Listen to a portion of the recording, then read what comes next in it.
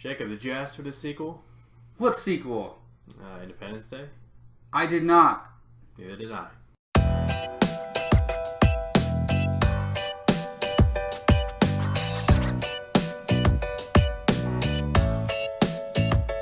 Welcome to our review of Independence Day Resurgence, the long-awaited sequel to the original Independence Day. What has it been, 20 years? According to every trailer and every TV spot, It's been about 20 years. Yeah. And me, myself, I only saw the first Independence Day a couple days before the second one came out, and I loved the first one. How did I feel about the second one?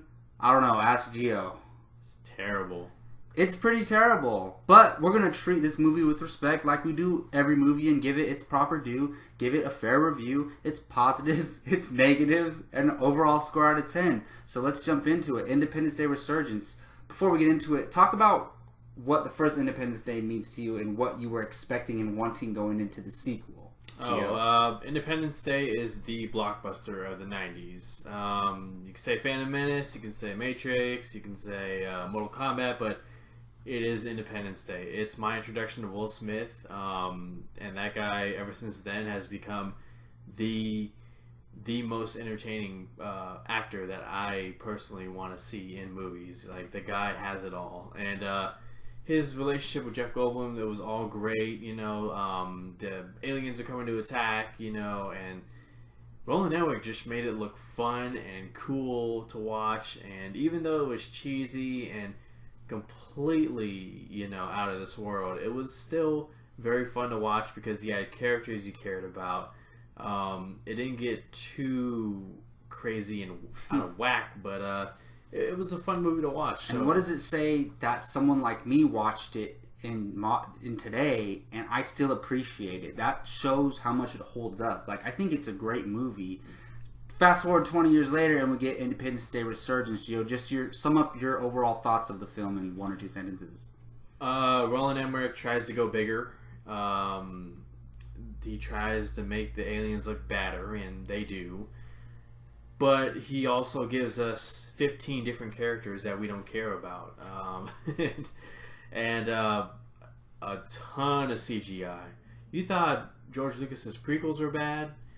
I mean, this movie is all CGI. So much stuff. Pretty going much, on. yeah. A lot of stuff going on in a lot of shots, and it's too much crammed in, And especially the ending. If you've seen the movie, the last 5 lines of the movie are just horrible, a terrible. I'm sure we'll get to that a little later. Yeah. For me, I wanted to like this movie a lot, especially after seeing the first one. I knew it was not going to have a chance to be as great as the first one without Will Smith being involved. But I was holding out hope, hoping that it would be good. And what did we get?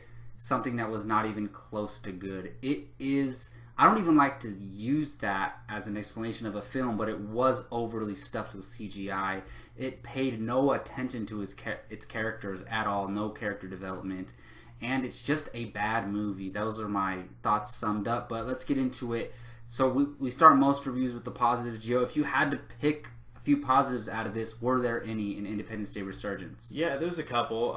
It's great seeing Jeff Goldblum back. Yeah, he's nice. Yeah, he was fine in this movie. He no complaints. Who's the guy? You talked about him, the African tribe leader guy. I don't know the actor or the character's name, but he was one of the best parts of the movie. Yeah. The way he understood the aliens. So he's had experience with the aliens. Try not to spoil it. We're going to try not to spoil it, but he was basically a leader of some type of African tribe who's had encounters with the aliens, and his mind has been kind of scrambled with the aliens. So he went along on the mission, and he turned out to be very useful, and he was a really cool character.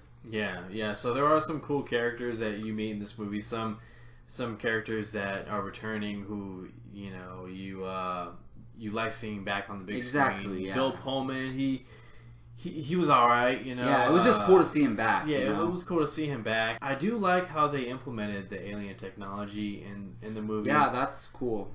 They made it all pointless in the movie too, because these guys, I mean, without getting spoiled, they get whacked, the humans. Yeah, in the first battle. So definitely, it was cool to see some of the alien technology adapted by the humans. Definitely. So that's pretty much all I have. I don't know if you have anything. Yeah, I do have a few positives. Again, sorry for undermining the character and not remembering his name, but the African tribe leader guy, I forget exactly who he was called, but he was a really cool character. It was cool seeing Jeff Goldblum back, but that's kind of where that ends with his character. It's just cool seeing him back. I do think there were a few exceptional performances. Not saying much compared to the other performances in the movie, but I do think Micah Monroe was a standout for me. I thought she did a really good job for what her character was given, which wasn't much. And I do think Liam Hemsworth was probably the best I've ever seen him. I thought he was the most charismatic I've ever seen him. Still not great, not even really good, but just good. And I think it's a bright spot in his career. I hope, it leads to him getting a lot more better roles than he's had in the past. Right. I like the concept, and I always have, ever since the trailers come out, that it's been 20 years since the first attack, and the humans have used the alien technology to adapt their technology and create a futuristic world. I always thought that concept was cool. And there's one more positive, and I'm going to try not to get into spoilers, but there's the humans and the alien race who attack Earth are not the only beings in the universe. And there's a character who introduces that and tells the audience and the other characters about that. And I thought that character was really cool. And I thought the idea that there's a whole other galaxy out there who are also being kind of bullied by this alien race who attacked Earth, I thought that whole idea was cool. And I thought the idea is just awesome, and it was a nice idea for a whole universe to build upon. Unfortunately, this movie was not good enough to even warrant a sequel, in my opinion. So let's jump right into it, man. What are the problems with Independence Day Resurgence? Well, you talk about the idea of other people or other aliens, species being in the universe, but this movie introduces the idea, I'll say alright, but then the setup then it just falls apart. Movie, it's poorly done. That's the worst part of the movie. We can jump right to it.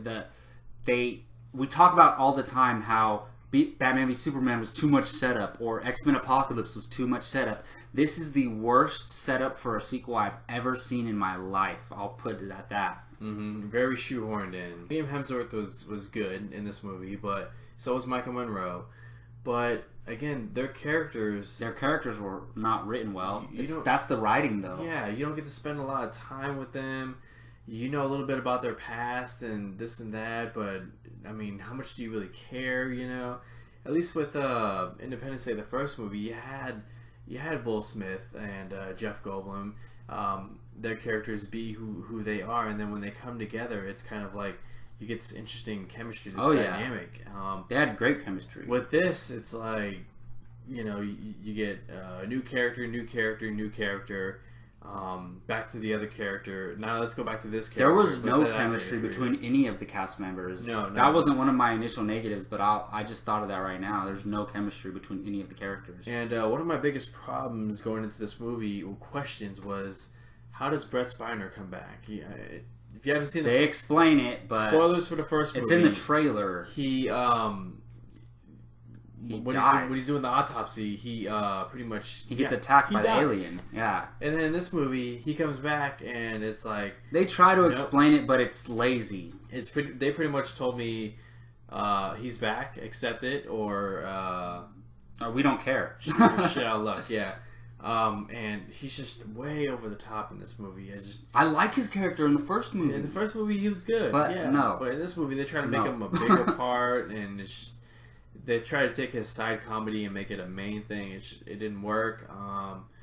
And I mean, overall, it's too much. It's a really big movie. But I mean, if you go in, wanting to have fun, mindless, turn your brain off, just eat popcorn or whatever, you might have a good time. But for me, I have so much attachment to the first movie that this movie just pales in comparison. Yeah, if you like good movies, you're not going to have a good time. Mm-hmm. For me, the first thing I noticed is the dialogue. The dialogue was horrible. There's a few funny lines and a few good moments in the dialogue, but I will say about 95% of the dialogue is horrible.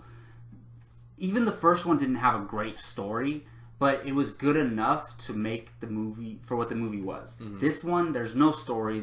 They try to establish past characters having a connection to the future characters. And speaking of that, I'm sorry, I don't like to disrespect anyone. I don't know these actors personally, but the actor who played Will Smith's son was just bad. And we know the story. He was not an actor. They found him working out at the gym and said, hey, you want to be in Independence Day? Sure, why not? So that goes to show you should hire real actors in your movies. I don't blame him. If they offered me a role in Independence Day Resurgence, I'm taking it too, and I'm not a trained actor. So I don't blame him. I blame the casting agency or whoever cast him. He's not an actor, so he didn't do well in the role. And I thought when you don't have strong actors other than maybe Micah Monroe to begin with, you need a strong actor in there for one of the young leads. And we already know Liam Hemsworth isn't the strongest actor, so they should have got a strong performer in that role, I believe. Yeah, and overall, it's all messy. Even Jeff Goldblum didn't do it for me in this movie. Like, his character was barely in it, and not even nearly close to the impact that he had in the first movie. And his dad comes back, and it was the storyline they tried to do with his dad, what his dad was doing the whole time, and where it ends up in the final battle is stupid. There's so many dumb things in this movie, and like I said, the last few sentences of the film are complete forced setup, and it's the worst I've ever seen in my life. So overall, I really dislike this movie. I was laughing the whole entire movie, not because it was funny, because it was stupid. That being said, let's jump into our scores out of 10. Gio, what do you give Independence Day Resurgence out of 10? I give it a 4 out of 10. 4th of July, happy 4th of July, 4 out of 10. Yeah, I'm going to have to go with a 3 out of 10. So there you go, our scores for Independence Day Resurgence. And I don't think we said it at the beginning of the podcast, but I'm Jacob Bartley, by the way. You can find me on Twitter at Jacob Bartley _, on Instagram at Jacob Ryan Bartley. On this YouTube channel, subscribe, hit that like button. And this is Gio Ramos. Let them know where they can find you online. Find me on Twitter at GioRamos24 and check out apocalypsemovies.com. And thank you all for listening. From Apocalypse Movies, you all take care.